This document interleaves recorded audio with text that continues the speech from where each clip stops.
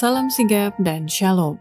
Renungan kita pada hari ini, Rabu 5 April 2023, berjudul, Karena Itu Menghasilkan Ketekunan. Ayat intinya terdapat di dalam Yakobus 1 ayat 2 dan 3. Saudara-saudaraku, anggaplah sebagai suatu kebahagiaan apabila kamu jatuh ke dalam berbagai-bagai pencobaan, sebab kamu tahu bahwa ujian terhadap imanmu itu menghasilkan ketekunan.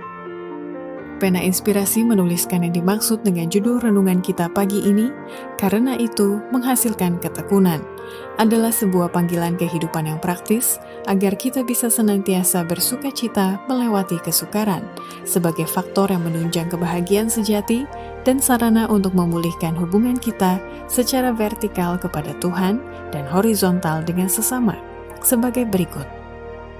Pertama, karena ujian terhadap iman itu menghasilkan ketekunan pada masa kesusahan yang sedang dan akan terjadi segera, maka kita perlu bangun dan memohon kepada Tuhan Yesus agar dilindungnya untuk bisa melewati masa pencobaan yang ada di depan kita.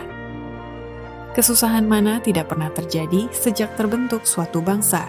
Daniel 12 ayat 1, sedang menimpa kita, dan kita sama seperti anak-anak dara yang tertidur.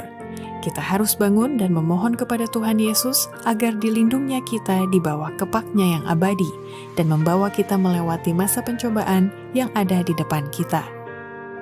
Kedua, karena ujian terhadap iman itu menghasilkan ketekunan pada masa kesusahan yang sedang dan akan terjadi segera, maka itu pekabaran malaikat ketiga perlu dihidupkan dan dikumandangkan dengan nyaring.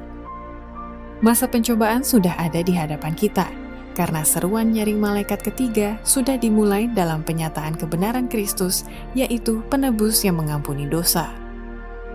Ketiga, karena ujian terhadap iman itu menghasilkan ketekunan pada masa kesusahan yang sedang dan akan terjadi segera, maka itu kita wajib memahami kebenaran penting ini yang seolah-olah belum pernah dinyatakan sebelumnya.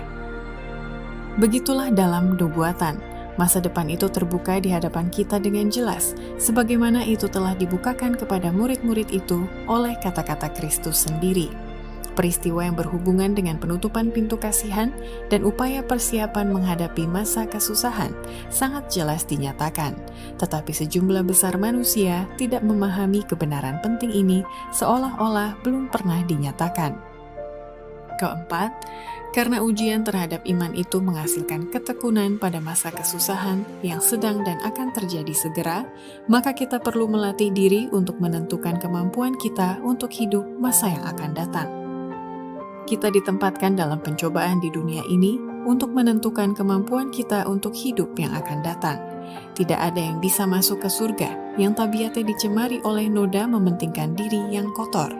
Karena itu, Allah menguji kita sekarang dengan mempercayakan kepada kita harta yang fana, di mana cara kita menggunakannya bisa menunjukkan apakah kita dapat dipercaya dengan kekayaan-kekayaan yang kekal. Demikianlah renungan kita pada hari ini, kiranya Tuhan memberkati kita semua.